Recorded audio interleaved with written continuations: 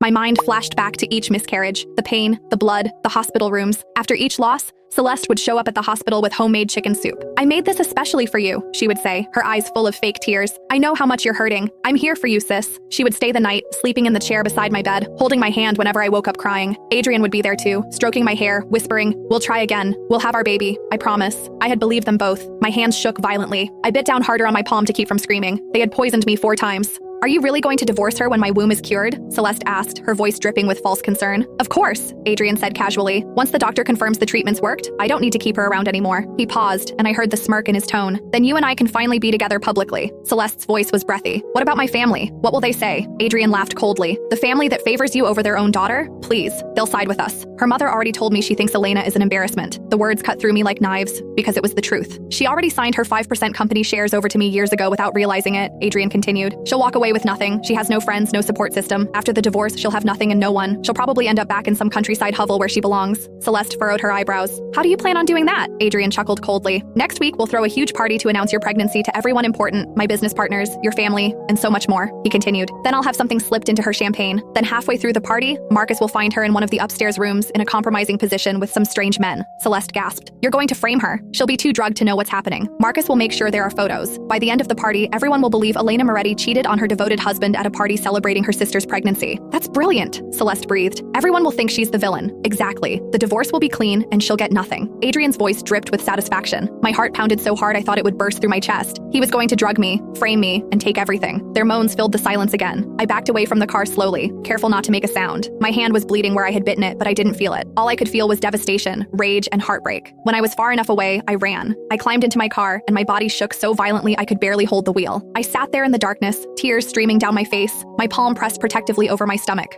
4 babies murdered, used as experiments to cure my sister's infertility so she could carry my husband's child. And now he was going to destroy my reputation and take everything I had left. I barely remembered driving home. My hands shook so violently on the steering wheel that I almost crashed twice. I drove home in a daze, their conversation replaying endlessly in my head. "She's an idiot. She has nothing and no one. She'll end up back in some countryside hovel where she belongs." I walked inside the house absent-mindedly,